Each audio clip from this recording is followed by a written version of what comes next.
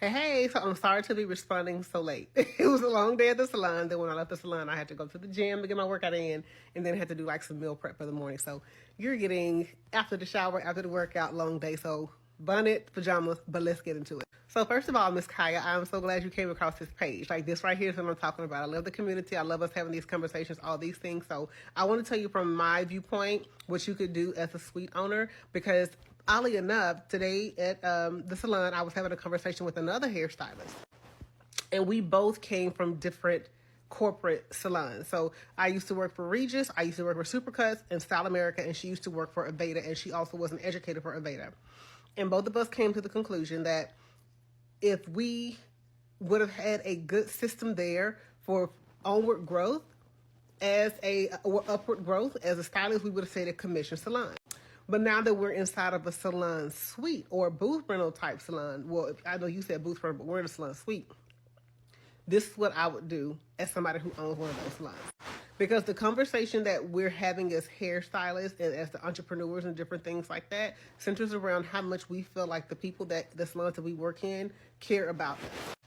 And we need to see that in the advertising. We need to feel that when we're working inside of your salon.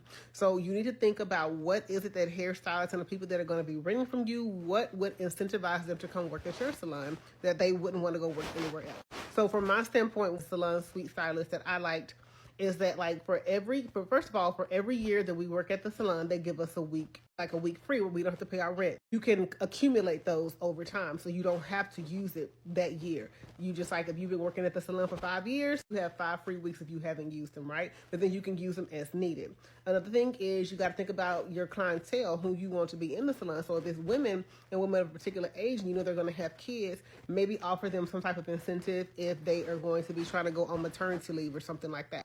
There is a salon in the area that I work in. They have a couple of different salons, and they do a big Christmas party for their for their tenants, right? They rent out a hotel space, they get dressed up, and they like it because it builds community, because not only do they get a chance to meet the people that they work with, but they don't have time to talk to, they get to meet the other people that are within that company's that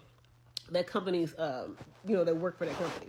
And advertise those things. Make it seem like you care about those people that you want to come to your salon suite and rent from you, right? And you just kind of got to think about the things that we would like. Like, I know, me personally, I would love it if we had a towel concierge service, right? Where I got to work every day. The towels were already folded and done. I didn't have to worry about that type of stuff.